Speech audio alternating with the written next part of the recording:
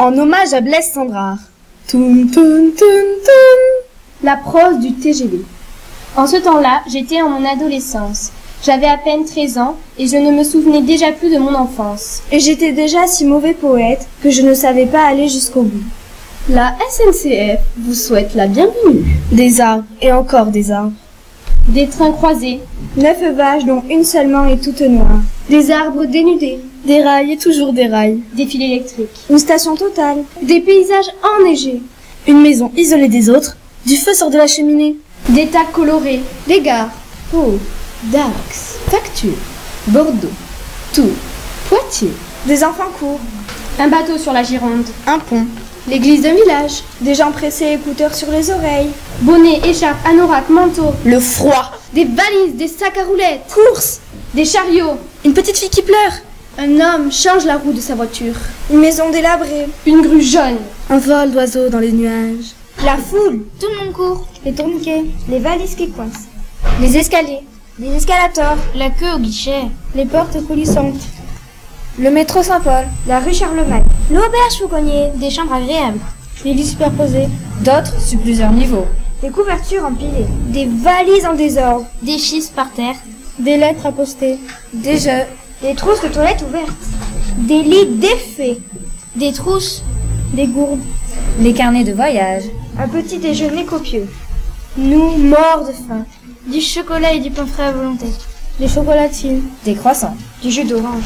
Les courses dans le vieil escalier de bois. La carte magnétique pour entrer dans les chambres. Le veilleur de nuit. Les quais. Les bouquinistes. Les bateaux-bus. La Seine. Le vent comme un soupir. Les péniches aux amarrés. Les ponts majestueux. Le pont des soupirs. Faire un vœu. J'ai ma petite idée. Paris au fil de l'eau. Notre-Dame. La conciergerie. Le Louvre. La tour Eiffel. Au pied de la tour Eiffel, une Ferrari rouge. Le musée d'Orsay. L'anniversaire de Théo. Les touristes, l'appareil photo en bandoulière. Le bruit du moteur. Enfin un peu de chaleur. Sur le quai, un homme se fait arrêter par un policier. Des joueurs de foot chantent à plein poumon. L'esplanade de Beaubourg. Des photos souvenirs du groupe. La place des Vosges. Les arbres taillés avec soin. Symétrie. Géométrie. Harmonie.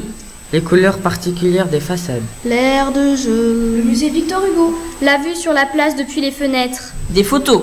Témoignages. Des manuscrits. Orsay.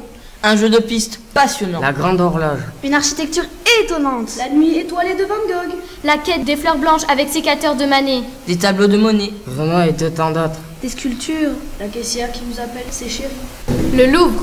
La nuit. Paris s'endormait. La ville s'illuminait. Les vendeurs à la sauvette. Les pyramides éclairées. Les bassins d'eau. Des reflets. Le froid. La place presque déserte. Les sculptures. La Vénus de Milo.